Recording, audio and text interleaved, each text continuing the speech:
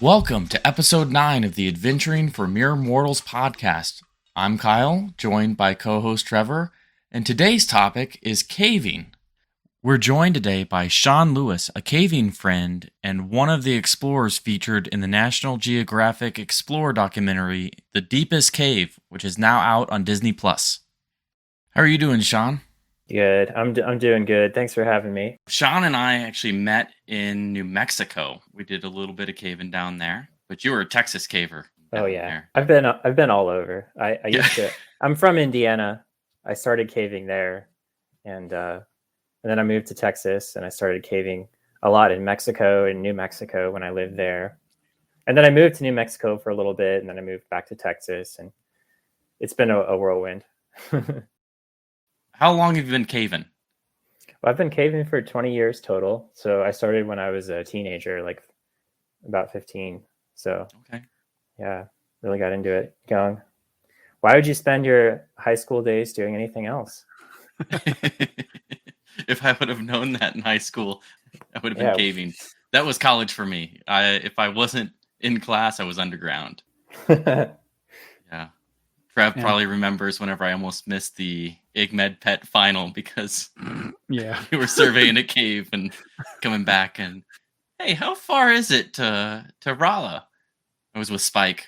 Oh, I don't know, like 2 hours. Why? I got Hogan's final at like 4. We're going to have to drive faster.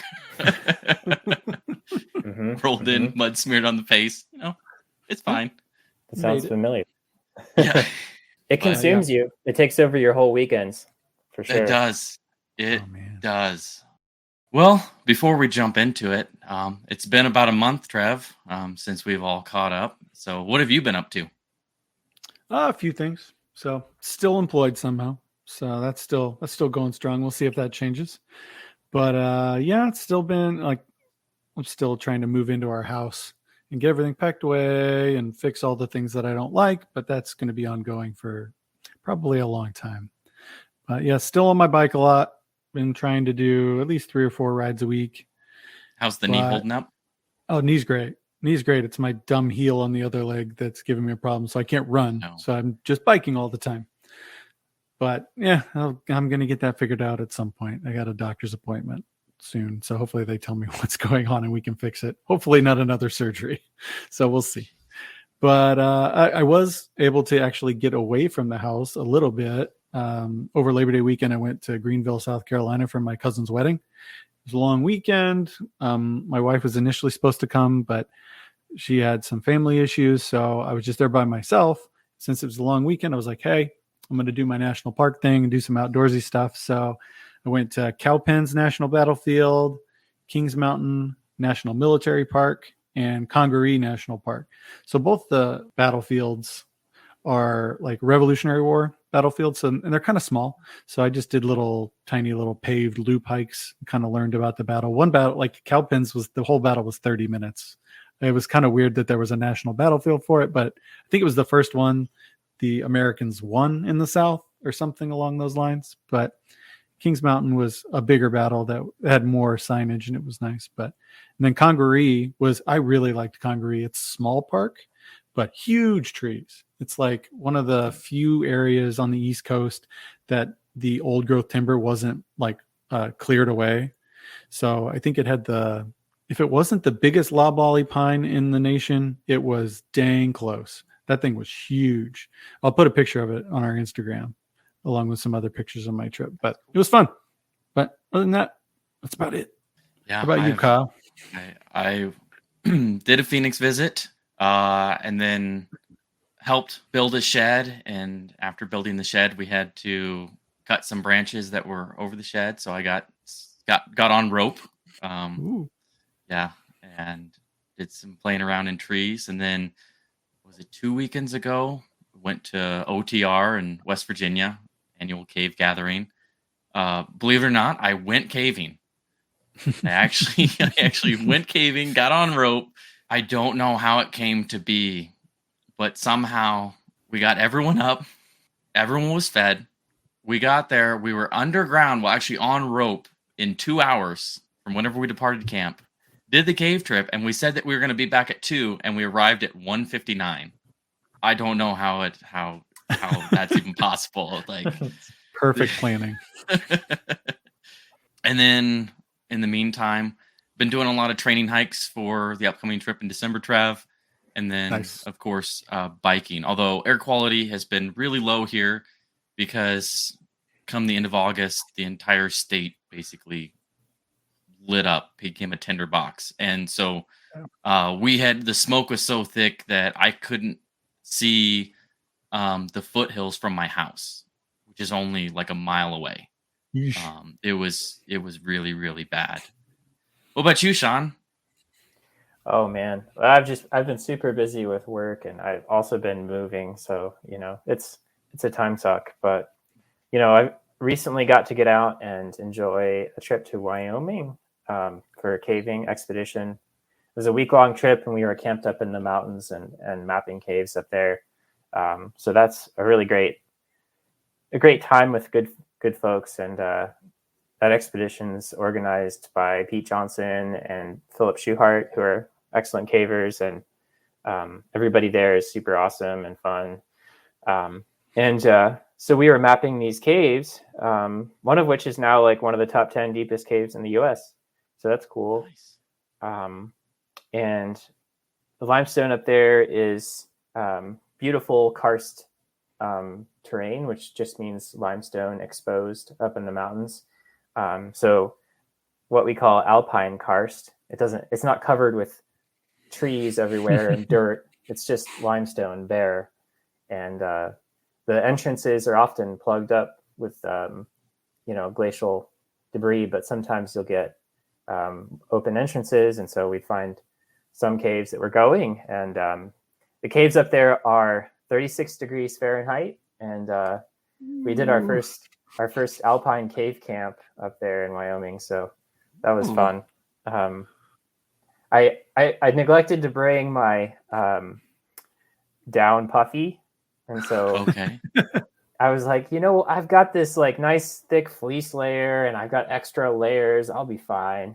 I was a little bit cold, but it was okay. I was okay. Do you have a PVC suit? This cave's fortunately not super wet or muddy, so okay. I was doing okay with a Cordura suit, which is just thick nylon, but it was good. It was fun. I was having a blast down there. Unfortunately, the cave didn't really go deeper, but we did find some new passages, and they're headed off the map, and they're real small, but they're fun. So, yeah. But other than that, I'm just getting ready for a big trip in October. So I'm going to be headed to Kentucky for another week of caving over there, and 2 camp trips planned. I can talk more about that in a little bit. But yeah, that's what's going on for me. Get on to the main topic, caving. And we'll start with the first question that I usually get, and that is, what's the difference between caving and spelunking? Yeah. I will give my answer, and then I'll let Sean give his. The easiest way to distinguish between a caver and a spelunker is in what they choose for their 3 sources of light. A spelunker will choose Coors Light, Bud Light, Miller Light, or something along those varieties, and have 3 of them on hand at all times. Is that pretty accurate? Yeah, I mean, it's funny. I don't want to denigrate anybody who's just going into caves without having, too much experience. There's plenty of people that haven't connected with cavers yet who go into caves, and they're just trying to explore the cave, and they don't know how to do it. And so a lot of people think of this word spelunking, which I think is a cool word, and they're like, we're going to go spelunking. And so the big distinguishing factor for me is that we can say that people who are actively engaged with the culture of caving and connected with other cavers will say that they're a caver. And folks who haven't yet made that jump will say sometimes that they're a spelunker because, they haven't been exposed to the fact that caver is the preferred word. So it's kind of like running and jogging, right? Like nobody says jogging unless you're a nerd. So yeah, no one says, "Oh yeah, what are you going to do this weekend?" "Oh yeah, I'm a jogger."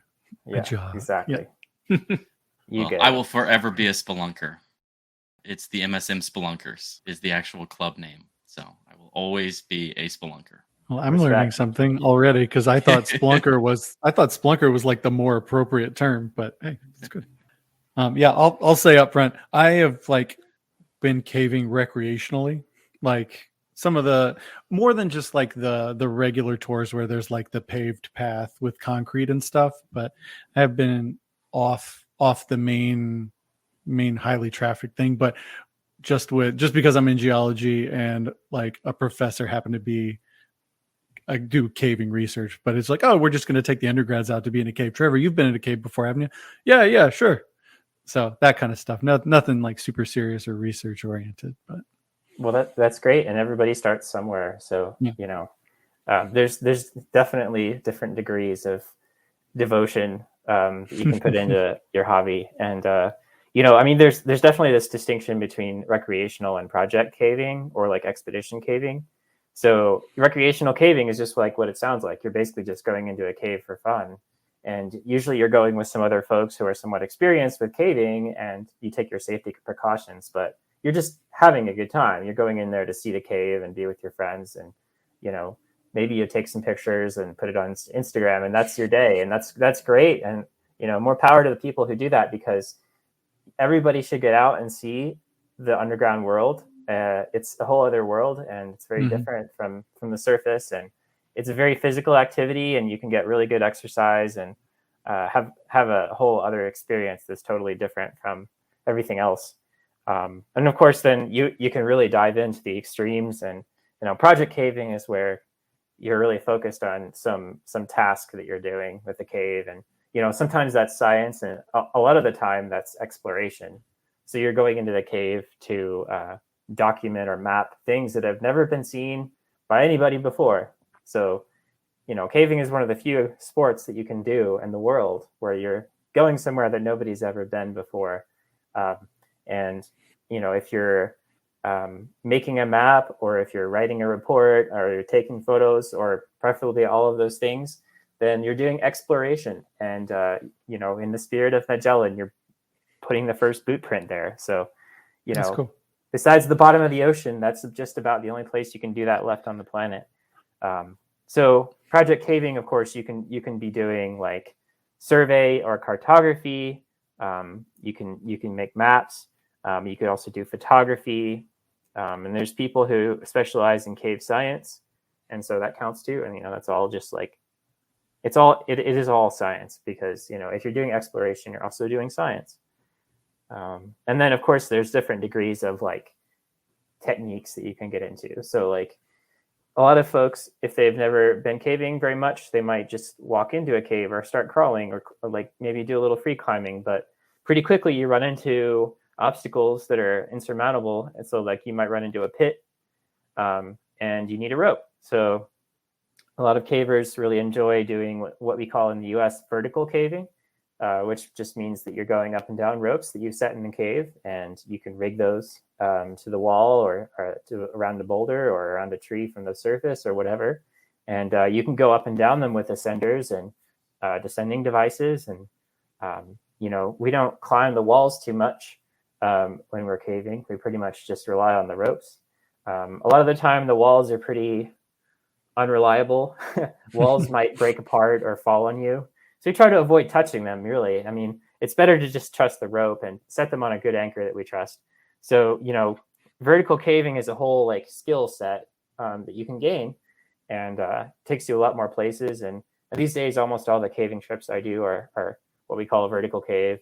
And then if you really get into it, you can get serious about like camping in the cave and doing like remote expeditions or backpacking to the cave and going places that are several days from a road, or you can do aid climbing in a cave. So like you come to a big tall room with a hole in the wall way up and you need to get to it and you can't get to it. And usually what we'll do is we'll set anchors as we go and we'll maybe put in some trad pro or put in some bolts and we'll go up the wall and get to the lead that way. And then there's cave diving, which is a whole other skill set that I've not partaken with, but that's extra technical and hard and expensive. So there's a whole slew of techniques that you can have. And, the deeper into the rabbit hole or the cave hole you go. How did this addiction start for you, Sean? How did you get into it? Oh, man.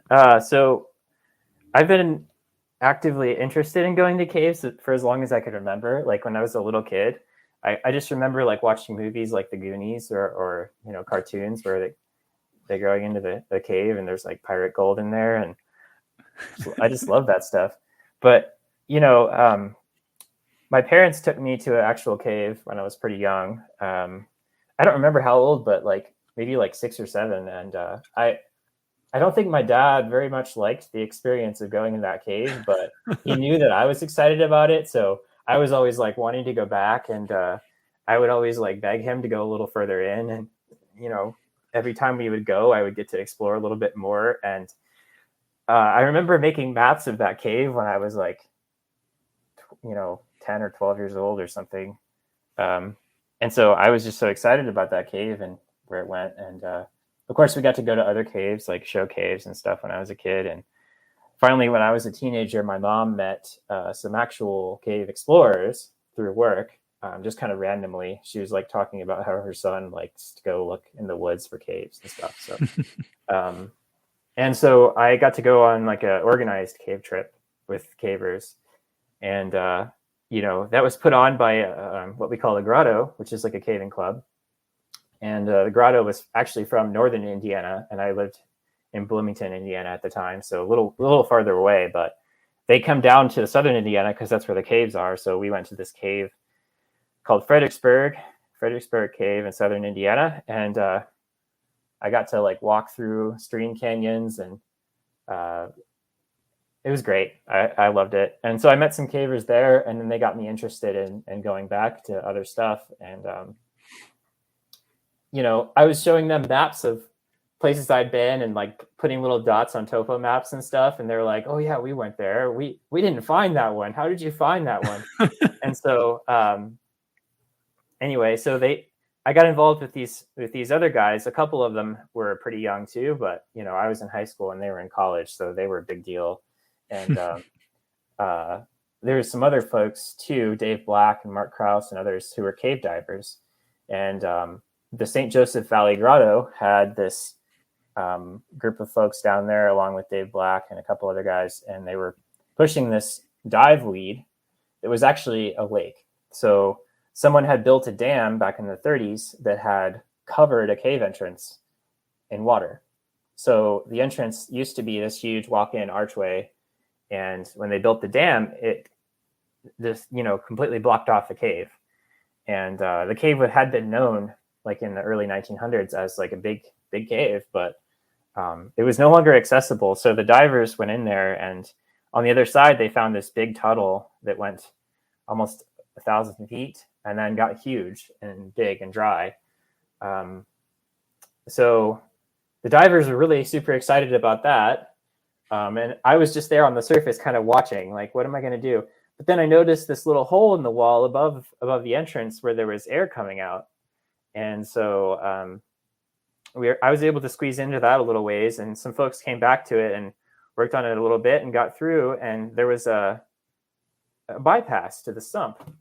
And so, a sump is a passage that's totally filled with water, and they found a way through it to not use the diving equipment. So basically what that meant was that we could explore this cave without using diving equipment. So on the other side was this huge tunnel. And so some of my first caving trips were mapping in this giant, what we call borehole, big tunnel, which is what we love because it's easy and fun and, probably goes a long way. So I was wearing a wetsuit for the first time, and we were canoeing through the cave. That was fun. And there was giant tunnels that we were mapping, and I was just holding the compass and like shooting the compass to try to measure the distance. And I just thought that was the coolest thing. So I was immediately hooked. Yeah. And it's history from there. I mean, I pretty much from there, I was mapping caves like almost every weekend through high school and college. So I love the dedication. Yeah, it's all about finding what you're passionate about and going for it. And it sounds like you really, really went for it. So on that, since sounds like you cave a lot, where are the coolest or best, or however you want to describe it, places you've been caving, your favorites? Well, I've been caving a lot of states and a few different countries. So some of the coolest places that I've been are also caves that are people don't get to go to very much. So probably the most epic cave I've ever been to was Sistema Cheve in Mexico, which is the second deepest cave in the Western Hemisphere. It's like almost a mile deep, and it's like 50 miles long, and it's got a lot of huge tunnels and big formations and rivers and obstacles that are hard to traverse. It has like a 500-foot pit in it, and it's in this documentary. So, the deepest cave. And people think that this cave could be one of the deepest or the deepest in the world. But so far, it's just like number 11 in the world, I think. But it has the potential to be the deepest. So that's why I think they called the documentary The Deepest Cave, even though it's not the deepest cave. But gotta have a title that draws people in. Yeah. It should be called The Search for the Deepest Cave or whatever, but it's okay. Yeah, hey, and then some other caves that are great. I mean, I've been really super lucky to be able to be involved in a few caves out west that are just like managed by the national parks or like a national monument or whatever. So federal land has some really great caving resources out west that are very protected, and they should be, because they're all fossil caves. They're basically very ancient caves that were created millions of years ago, and anything you do to them is permanent. So I got to go into Lechuguilla Cave a few times, which is spectacular and also featured in some documentaries. And I got to go to some caves in the Grand Canyon to help with research projects out there. So that was really great. And let's see what else. I've been caving in South Dakota. That's a really cool place with a lot of mazy caves. Wyoming, I just talked about that. There's great caves there. So those are all incredible places. Like out west caving, I just love it. But then out east, there's a whole other world, because there's a lot of caves that are more active stream passage, and caves that are still forming, and caves that are kind of muddy or, very super challenging because they just have small passages or, really remote travel or just, hard, nasty things. That's my jam. I love it. Yeah, me too. And so, and that's what I grew up doing. So one of my favorite places to go in the eastern US is at Fisher Ridge Cave, which is close to Mammoth Cave. It's super close to Mammoth Cave. It's kind of like a piece of Mammoth Cave that's not connected. And it's 130 miles long, and it's like the 10th longest cave in the world. Mammoth Cave is, of course, the longest cave in the world, and it's 400 and almost 30 miles long, 430. So the way that passages just like take off there and go forever, and then sometimes the cave will be stacked on top of each other or itself, like multiple layers, and occasionally a tunnel will intersect a big a shaft or a dome, and then that shaft or a dome might also intersect new tunnels, and so there's just all kinds of complexity there. And every time we go to Fisher Ridge, we map a new tunnel, and I think I've probably put in like 15 miles of exploration there. Wow. So yeah, those are some of the opportunities that are available. But in the U.S., there's so many amazing places to go, and especially out east, there's thousands and thousands of caves. Like I think Tennessee and Missouri each alone have like 10,000 caves. So many places to go if you're interested. That's cool. I just had a random thought. Is there anywhere in the world that just doesn't have caves that we know about? Or maybe we haven't found them, but... Yeah, there's some states that have pretty much none. I mean, like Rhode Island or something. Well, that's basically a postage stamp, but... Yeah. There's, a lot of limestone caves are built in or form in what we call karst terrain, which is limestone terrain.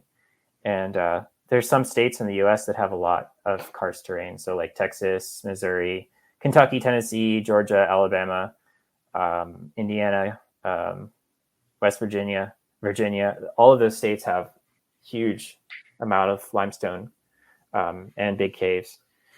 And then there's some other states that have hardly any, like Minnesota, Ohio, and then there's a few that have like an intermediate number. Like I'm thinking of like Pennsylvania, or like, yeah, it really depends on the kind of rock. And South America, for example, as like a continent as a whole, probably has fewer caves. Asia has a lot in China. Europe has a lot. Yeah. So, since you two are the experts on caving and I am the novice, what's something about caving that people don't know that they should know? Well, I just want to say, like, caving is an activity of curiosity and outdoor sport. So if you're someone who likes going somewhere that nobody's been and seeing something brand new, this is like the activity for you. Like if you're the kind of person that just like always wants to go to somewhere new and is really just curious about the world and likes to read or likes to watch documentaries or whatever, maybe you have like this inherent passionate curiosity, caving's for you, because it's one of the few things you can do in the world where you're just like seeing somewhere that nobody's been. So it's true exploration. I just want people to know that is possible for you to do. Like you yourself can do it. It's not that hard, actually. Like it doesn't take that much expensive gear. It's not like skiing or diving or mountain biking. It's not like any of that stuff. You need very little equipment, and you just have to meet some of the right people, learn a little bit of technique, and then you're good to go. So just want that to be everybody's idea for caving, is that like literally you're just going somewhere. Most of the expense is food and gas, basically. So yeah, very true. Oh, that's cool. So I'm a rather tall human being. I'm 6'4".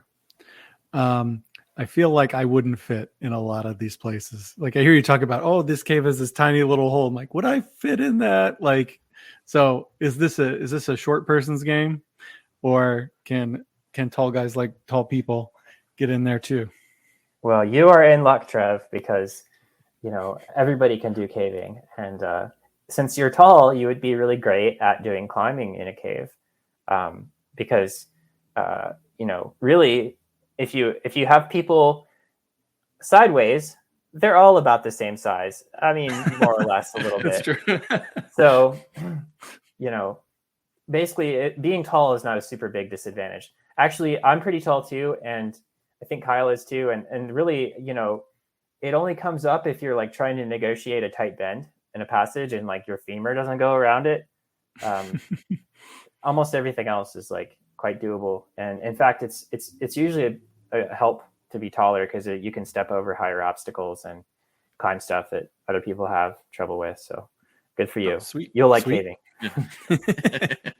We'll get you underground, Trev. All right. Sounds good. So we'll jump back into places you've gone. Are there any places you want to go caving that you haven't been able to yet? I'm pretty happy with where I've been, actually. So I really want to only continue exploring the frontier of places that I've already been to. So it's kind of weird for me. Like some people have this like wanderlust to like go to, like they'll see a picture and they'll be like, I want to go there.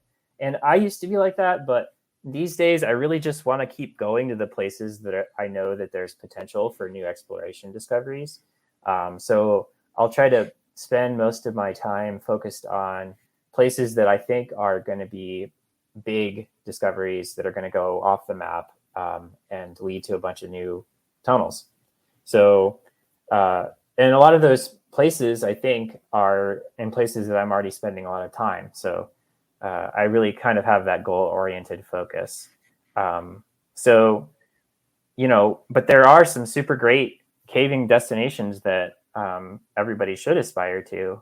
And, depending on how far you want to go and how much you want to travel internationally, there's amazing caves in Europe. There's like super deep caves there.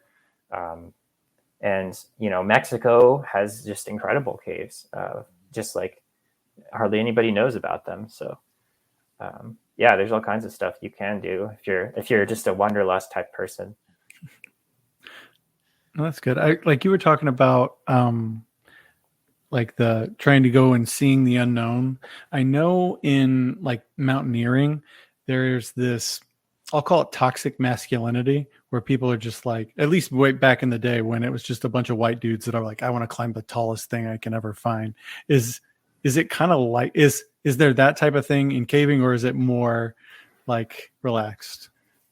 I've had my butt kicked by women in cave that they just go way harder than. Yeah, no, that's good. It's true. and some of the strongest cavers I know, I think, Katie Graham and, my partner, Riley Blackwell, and just like Bev Shade, a lot of people that I used to cave with, or I'd still cave with on expeditions, are just incredible, super strong women. But in general, there is also somewhat of a culture of masculinity amongst some, or of toxic masculinity, I should say, amongst some cavers, and it's still there. So, and I think it's potentially, it used to be worse, but I think it's getting better. And there's a lot of bravado sometimes when people are like, oh, I can carry so much weight, I'm just so much stronger and faster. Those are usually the two things that people are like bragging about in like a machismo kind of way. Like, I carried so much weight for so long. And the other one is like, I'm like 3 times faster than you. You're going to slow me down. Like, yeah, like, get over it, man. Like, nobody cares how fast you can go. It like doesn't matter at all. Like, as long as you're getting to the place you're trying to go in like a safe amount of time, and it's not like 2 a.m. and everybody's tired, it's fine. So I think the toxic masculinity thing is real, but I think it's getting better.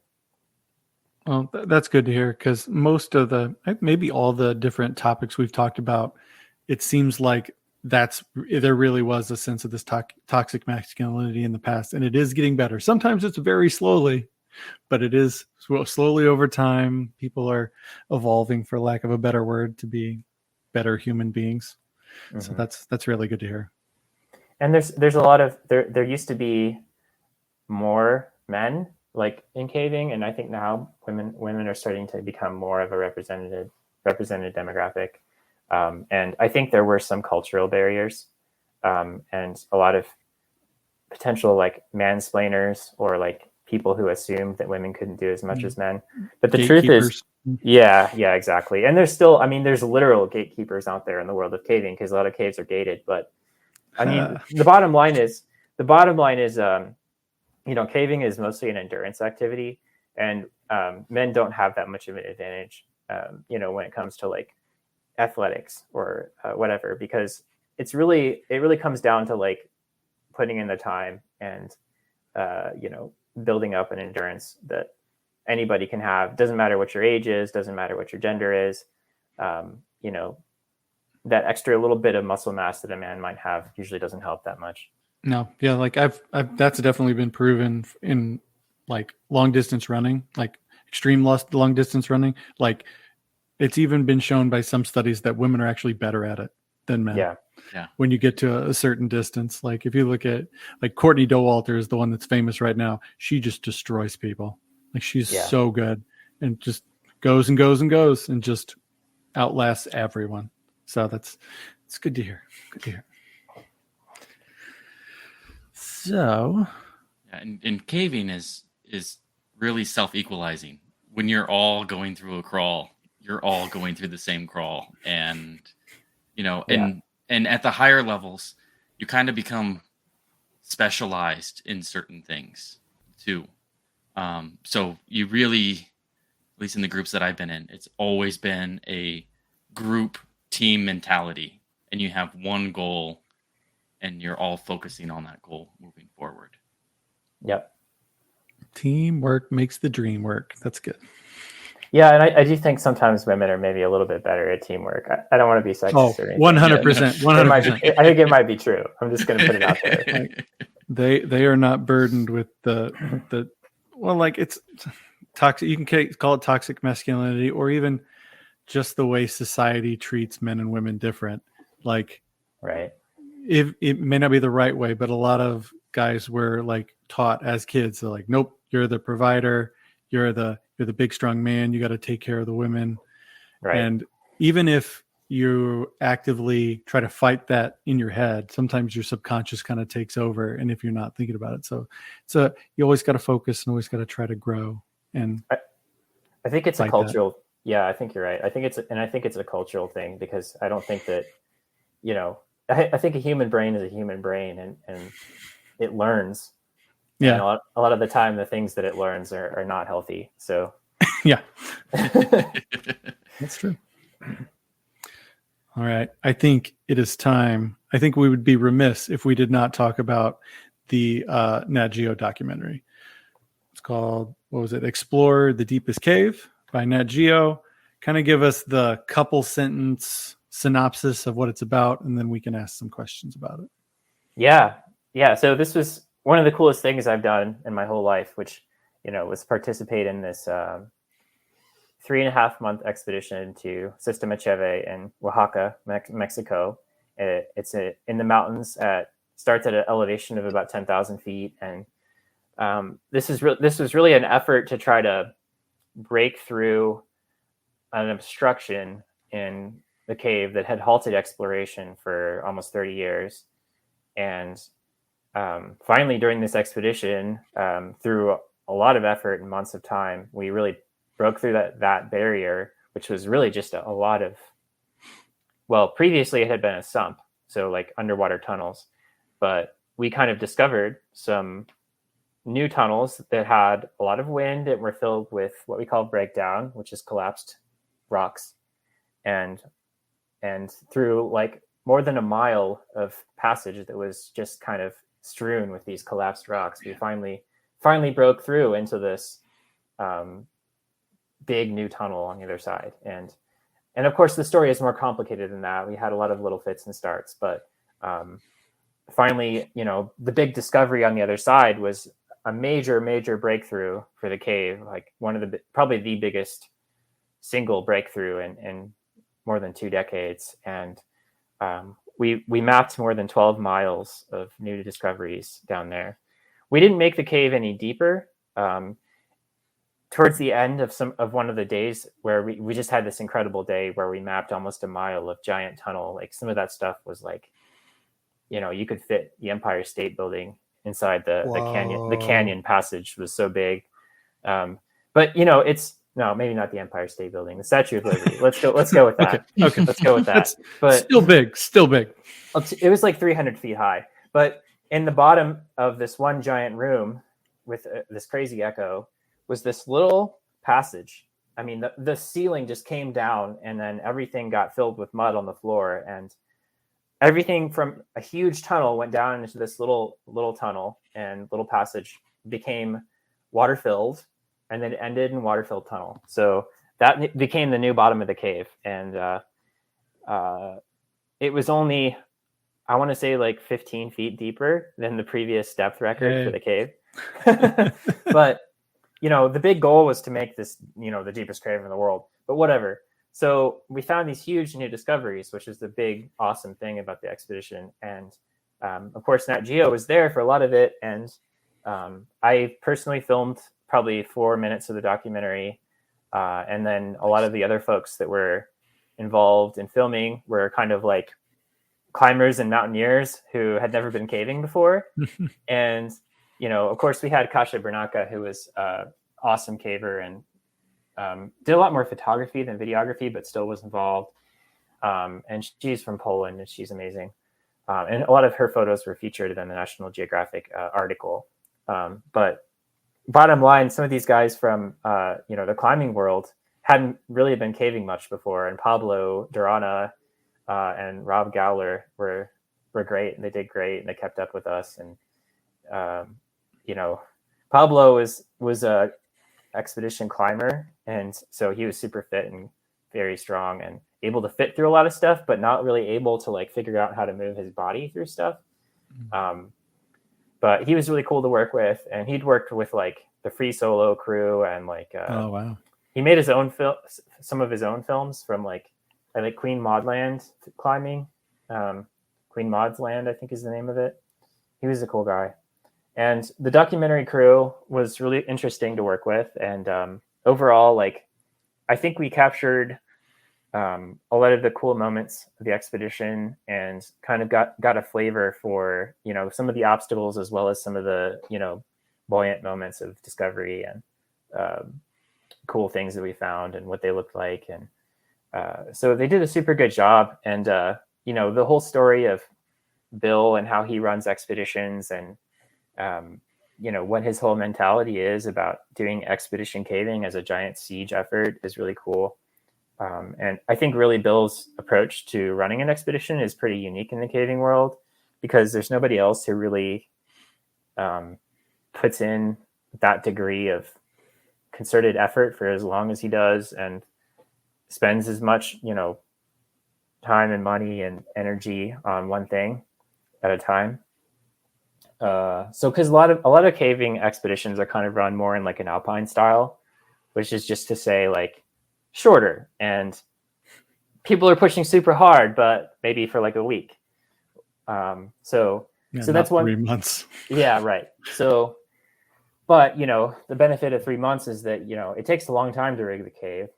And so once you get it rigged, you can really take advantage of that effort you put in to get everything set up.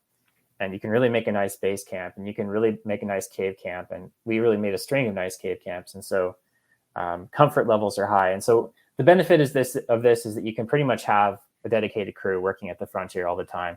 But the downside is that it takes a huge amount of effort to keep them supplied. And so, you know, I think we had 1,500 underground days of effort on the expedition, and about 800 were spent on hauling, and another like 200 were spent on infrastructure. This is just person days. So like just counting up the number of individual people underground for an individual day. So 1,500 is the total. And of that, I think about 500 person days were spent on survey and exploration. So a lot of time to get it set up. But, you know, it could be a lot worse. I mean, some of the short expeditions I do on a weekend, I spend half my time getting there. So, so you said 1,500 man hours or cave hours. How many people were generally there at one time? Like 3 months, you probably have people coming and going, but in general, how many people average were working on this project at one time? About 30. So, you know, we had 70 people total for the whole time, but people were coming and going. So on site, we probably had 30 at a time. It's a pretty impressive group. And then you have to know where everybody, to plan where everybody needs to be at all the time. That's a monumentous job in itself. All the logistics. Yeah. And I was pretty involved in that on the surface a lot. And, that's like a rotating crew of people who are just like doing expedition leadership. And that's a big responsibility. But you know, it's got to be done, and nobody wants to do it. Like there's nobody who's like, oh, I just love leading cave trips. It's what I enjoy. No, it's not like that. So, you know, maybe there are some people who like bossing people around. I'm not one of them. I know Bill's not one of them. And I really think it's like a huge chore to have to like run logistics on something like that. And you try to like meet everybody's needs and like accommodate, you know, like the guy whose shoes broke at Camp 5 and, you know, make sure they get new shoes in like 3 days or else they're just not going to be able to make it out. And then you get the cranky folks at Camp 3 that are like, I want my Snickers, and you're just like, great, you'll get your Snickers. Talk to you later. we have phones, by the way. So one of the cool I was going to ask how that worked, actually. Yeah. So this is one of the rare things about a Bill expedition, a Bill Stone expedition, is that, you know, we run a phone line all the way almost to the last camp, or at past the last camp. And so we had phone contact with the surface, and this is really good for safety as well as making sure the logistics are coordinated. And we could send survey data over the phone, so we would get updates on where the cave was going in real time. Cool. So somebody on the surface is like punching it into a computer to have a 3D model or something. Not even that. We're so high tech. We We got digital survey devices that send the data. So literally we don't have to enter any numbers, which is probably the best thing in the world. Yeah, that's awesome. Because that's always the grind. Like I've done data entry before. It takes time. Yeah. You still have to write trip reports. We weren't as good about that as we should have been, but it still happened. And we still have to, manage everything and make sure it goes to the right place and make sure it gets updated and figure out where people are and write what they're doing each day. And there's a big whiteboard and a log book and most people are keeping a personal journal. So it's a lot. It's a lot of time. The cool part about it is that everybody works together like super well. So of course, you always have people who are like, really wanting to get to the frontier and they can't. But for the most part, pretty much everybody is like having a good time. And it's fun to just haul stuff. I mean, if you're just with your friends and just like kind of bombing through the cave, and it is fun. I mean, it's like, caving if you're not exploring is still fun. So the conversations that you will have with your friends underground will not occur anywhere else. There's a lot of talk about bodily functions. Yes. And all of the like filters that people normally have about like taboos, that goes away. This sounds a lot. This sounds a lot like through hiking. Oh does yeah, the same stuff. Just the filters gone. Your normal real world filters just gone. There's a lot of talk about poop and where you're going to do it, and it's I mean, people always ask like involved in expedition caving, where do you poop? And like it's a real question. And you try to bury it and you do your best. And sometimes the cave decomposes it and sometimes it doesn't. And so, I mean, usually it does, but in this case, in Cheve, we had the benefit of some of that, but it's kind of a slow process. And there were sometimes a new ecosystem would move in and yeah, that makes me think of, are there certain caves where you have to use like a wag bag like you do in some alpine environments? Yes. Pretty much all the caves in the Western US, like I said, they're kind of fossil caves and there's not a lot of soil in those caves that's like active. So if you do leave something, it's not going to change. And like, so pretty much always, out West, we always bag it out. Yep. Okay. That's good. So I'll kind of pivot a little bit. So since this was a Nat Geo documentary, a lot of times documentaries have like a story they're trying to tell. And that story might not completely align with the footage they get. How did Nat Geo do on the on the deepest cave? Well, I think they did pretty good, honestly. Like it's a hard thing to do. I mean, there are a couple of things like, I'm in the documentary saying a couple of things that I wish I hadn't said. And then I'm like, oh, I don't remember saying that, but I guess I did. And, for example, like, there's a scene in the documentary where I'm like sad about having to go to the surface. And that has to do with, we had this plan where there was going to be this like leadership rotation to help orient some newcomers that were arriving on March 1st. And, we had special COVID protocols with newcomers. So it was extra effort to really kind of get everybody oriented. And I had made plans with Bill that I had to go to the surface. So what I hadn't planned for was the big borehole discovery that we made when we were, digging through breakdown, trying to find our way through, moving rocks aside and squeezing through little holes. And we basically like 2 days before I had to leave, we made a huge discovery that was featured in the documentary. And I remember like hooting and hollering and hugging people. And, of course, it was really exciting. And that became the site for one of our camps. And then I got to do some mapping in there the next day. And then I had to leave. Pablo was like trying to prime me for expressing some emotion and drama by saying, "Oh, are you ever going to be able to leave now? Like, do you really have to leave? Like, why do you have to?" And I'm like, yeah, of course I'm sad that I have to leave, but that's how it is. I think there was one scene where I was like talking about how afraid I am they were trying to prime me for this because I had sat down for an interview, and the guys were like asking me, do you ever feel afraid underground, in like several different ways for like 10 minutes. And I'm like just trying to explain, like, not really, no, like, but there's a reason for it, right? Because, you know, we mitigate the risks and we have rescue capabilities and we have a really good understanding of what could go wrong. And for example, like, I'm afraid of rock danger, rock fall, rock crushing me. But most of the time when I'm underground, I'm not afraid at all. And so I tried to explain some of those things. And of course, you know, they cut out the explanations. So you said, sure, I'm afraid, cut. Yeah.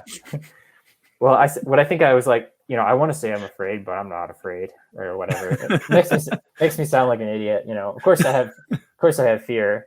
I mean, I think Alex Honnold suffers the same thing, because he tries to explain and they never listen to him. So.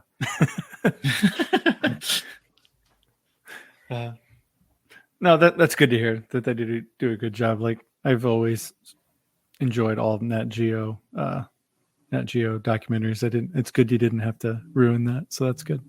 Yeah, and here's the thing is, like, it's a really hard thing to do. Like, telling a single coherent narrative that's an hour long from like a 3.5-month expedition. I think they took 20 days of footage. Like, can you imagine trying to edit 20 days of footage? Like, that's no. I think that, you know, in order for them to be able to tell a story with that many people involved, and just like, they really had to focus on just a couple of people. And, you know, one of the people they focused on is me, but like so many other people were just equally as like beneficial to the expedition. Like, some of the people that I know that I really wish were featured more, like Bev is like, you know, Bev Shade is like #2 expedition leader, and she's super, super critical to everything. She just makes everything work, and like also is at the frontier a lot of the time. So like, I don't know. It's kind of a mystery to me. I wish that they had focused a little bit more on some of the women in the expedition, and, you know, that's fine. I noticed that when they have the captions, they're like woman sometimes. Woman who caves. Yeah. But, you know, overall, like, Drew Poley and the other, you know, editing team and production team, they did a super, super awesome job. So, you know, I'm not trying to drag you guys down. It's great. Good job. No, yeah, like, I watched it last week to prepare for this, and I highly recommend it. I watched it on Disney Plus. Got it, all hail to the mouse and all that, but I don't know where else it's available. Probably anywhere if you have a Nat Geo. It's probably on cable somewhere too at some point. But that's all the questions I have about the documentary. So I'll go on to some other ones. So, what are some misconceptions about caving that people have? Like, it's always good to get those out there, and we can kind of tell people where the movie steered them wrong, all that kind of stuff. Yeah. So, you know, I've been caving for so long, it's hard for me to remember what misconceptions I might have or others might have. But, you know, I hear some things like, you know, people are always like, how dark is it down there? Or like, is it totally dark down there? And I'm like, yes, it is actually. But because the thing is, like, there's no light. There's like, where would you get light down there? So in a lot of places in the world, you're either out camping and maybe it's cloudy and it's nighttime. There's still a little bit of light coming from the sky. You know, it's a lot less, but it's still a little bit. I mean, or if you're indoors, there's usually like small electronic lights around somewhere. So caves are one of the few places where you can go in the world that are just totally dark, and there's not a single stray incident photon of light coming out of the walls anywhere, right? So, I mean, unless you get, never mind. So if you get a really high energy cosmic ray, maybe you might get very, very unlikely. Yeah, sorry. So basically, it's totally dark down there, and it's one of the few places where you can get this kind of like serene sensory deprivation, because it's usually totally quiet too, unless you have like drips or waterfalls or anything. And so it's really peaceful, and it's a good place to escape, because you always forget how much we're bombarded by constant sensory input that our brain is just trying to parse and constantly causing us stress and it's very cool down there because it's a very nice, quiet place. And the other thing is like, okay, sometimes people are worried about creatures that might be in caves. Like a lot of people have fear of like bats, but bats are really super harmless creatures. I mean, it is true that some bats do carry rabies, so you shouldn't like pick up a bat, because if you get bitten, you should probably get medical attention. But they're not going to attack you ever. Like they're always going to be afraid of you. They don't fly into your hair. They don't like attack you. And they're incredibly vulnerable creatures. Like it's so easy to disturb them, and if they get disturbed, you could potentially like mess up their sleep cycles, or if they're hibernating, that's even worse because they have to expend energy to wake up, and then you're kind of taking away from their fat stores for the winter. So bats are super vulnerable creatures, and there's a disease called white nose syndrome that is affecting bats all across the country. And every time you disturb a bat, you're potentially taking away some of the energy in the winter that they might need to fight off that white nose syndrome. So cavers should be aware that, you should be careful of bat hibernaculums and places where bats like to hang out in numbers. And back to the topic of what people might be afraid of or misconceptions people might have, you shouldn't be afraid of bats, and people should protect bats. They're cool. And the same goes with all the other creatures that live in caves. Like they're incredibly harmless. Like there's all these highly sensitive, vulnerable creatures that, for example, like might live in water, or bugs that crawl around on the ground. And those creatures are heavily affected by like pollution and stuff. So don't throw your trash in a sinkhole, because not only are you potentially hurting the life that lives down there, but also that trash is contaminating groundwater that someone else is going to drink somewhere else. So just be careful. The cave is not a thing that doesn't exist just because you can't see it or don't know what it looks like. Yeah, you mentioned don't throw trash into sinkholes. So right across the Mississippi River where I grew up in Southern Illinois, like 10 miles or so from the river. And just across the river on your way to like Perryville, Missouri, there's like really obvious karst terrain, and so many of these farms just like threw all the stuff, which ironically is probably polluting their drinking water that they have a well right next to it. And they just aren't aware. Which goes to, where would people go to learn more about caves and caving? There you go. And conservation. That's a segue. Yeah. Nailed it. So one good resource in the US is the National Speleological Society. So I'll say that again, National Speleological Society. So NSS from now on.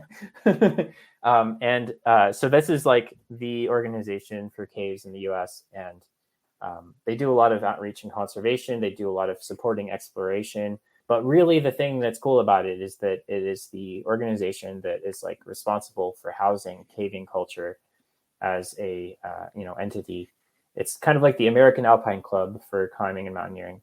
And it's, I would say it's not a super big organization. I mean, the number of active members in this organization in the US may be something like 10,000 or maybe less. And historically, there were more people involved with the society, and its numbers have kind of declined over the years. But we would like to recruit more people for this organization, because it really is the best way, or a good way, to get connected with cavers around you. And so the NSS has sub-organizations, or what we call internal organizations, and those are called grottos, which, grotto just means a cave and club. A grotto is like, a room, like a French word for like a room or something, but the grotto in the US just means the caving club. So most big cities in the US have a caving club or a grotto, and you can find those caving clubs through the NSS, and you can attend in person or even remotely sometimes, and you can talk to other cavers, and usually people have talks at these grotto club meetings, and you can go and attend the talk, and then afterward is when the real part of the work starts for you, because then you talk to the other cavers and you figure out when the trips are happening, and then you learn about from them how to go on trips and how to subsequently maybe lead trips, for example, if you're really into it. So that's kind of the usual progression that a lot of cavers in the US go through if they're connected with caving culture. There's plenty of people that never connect with caving culture, and maybe they just go into their local cave every now and then for fun, and that's fine. Just be safe. But really, there's so many benefits to connect with caving culture that there's no reason not to do it if you really like caving. So, long story short, NSS, you can find it on caves.org, and the website is not currently awesome, but I think they're going to update it soon, and you should be able to find your grotto. You should be able to learn about caves, and that's it, caves.org. I think, Kyle, it's time for my favorite question that I ask everybody. What is your biggest outdoor mistake? I ask everybody. I like hearing their mistakes, and people know mine from previous episodes. So, yeah. So I don't know. I've made mistakes. Everybody does. You have to make mistakes to learn. So when I was a teenager, I was super gung-ho about doing caving, but wasn't around a lot of folks who were like, maybe you should attend this training, or like maybe we should take the time to teach you this stuff. But some of my friends were like, read this book, and I'm like, okay, great. So when I was a teenager, I was doing this vertical cave in Alabama, and I crossed a knot, which is a maneuver I hadn't practiced very much, and I didn't lock off my descender, which is usually they teach you, or they should teach you, to always test your descent. So like when you start to transition to rappelling, that is the most dangerous thing that you will ever do while you're on rope, while you're caving. And so you should always like make sure that your descent is safe by going down a little bit before you unclip your extra safety attachment. I didn't do that, and so I fell 30 feet and I broke my leg.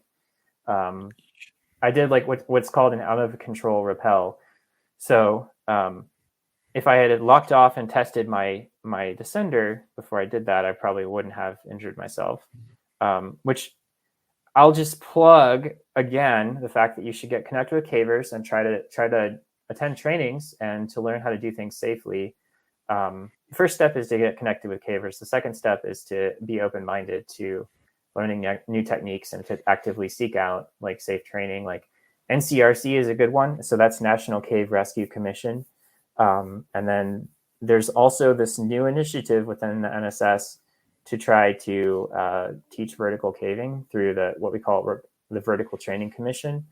And so that's coming online. And so you can seek that out probably, hopefully pretty soon. The goal is, these are avoidable mistakes. And so we're hoping that, and my partner Riley is pretty involved in that, and Hazel Barton as well. But we're hoping that some of these things will be easier to learn, and people will catch their mistakes before they happen. Because what happened to me could have potentially been fatal. So definitely take your time to learn and ask questions. That's the big thing. Never assume that it's just common knowledge. Ask questions. Right. Because I would never have known that I needed to learn to do that because nobody told me. So be open-minded and seek out, hey, is this the right way to do this? No, that's great. And with that, Kyle, do you have any more questions before we bring it home? I do not. Thank you, Sean. Yeah, dude. Absolutely. This was great. Thanks, guys. Thanks for having me. So we'll do some social media plugs, my section of the podcast. Sean, is there anything you want to plug? You have Instagram, or are you a social media hermit like Kyle? I'm a super hermit, so I won't plug anything. I won't plug anything of my own, but caving really for me is like a personal activity, a passion, curiosity. But I will plug something else cool. Like if you like podcasts, there is a caving podcast out there. It's called the Caving Podcast. And that one is put on by Matt Pelser, who's a Indiana caver. And it's really entertaining. And he's interviewing a new caver every month. Cool. And so that's a great one. Yep. Cool. I will put that in the show notes. Now for like our regular housekeeping stuff. We are actually in talks about a logo. So hopefully hopefully sometime in October, we'll have a logo that'll be on our social medias. So that's great. You can follow me on Instagram at Trevor Bowman with 2 L's and 2 N's in my last name. Kyle still doesn't have social media. So if you're in Boise, wave at people that look like they're named Kyle. You could, if you want to reach out to the podcast, tell us we've done a good job, or, hey, Trevor needs to stop clicking a pen or whatever while he's talking. You can email us at adventuringformeremortals@gmail.com. The podcast Instagram is at meremortalpod. We have a Discord server. It's pretty much a ghost town, but if that's your thing, there's the link in the show notes. And rate us and write a review. We still have some ratings. I still haven't seen any reviews. So if you want to do that, I'll read it online as long as it's a 5-star and you tell us we're great. But yeah, with that, we'll see y'all next month, I think. All right. See y'all later. Bye. Bye.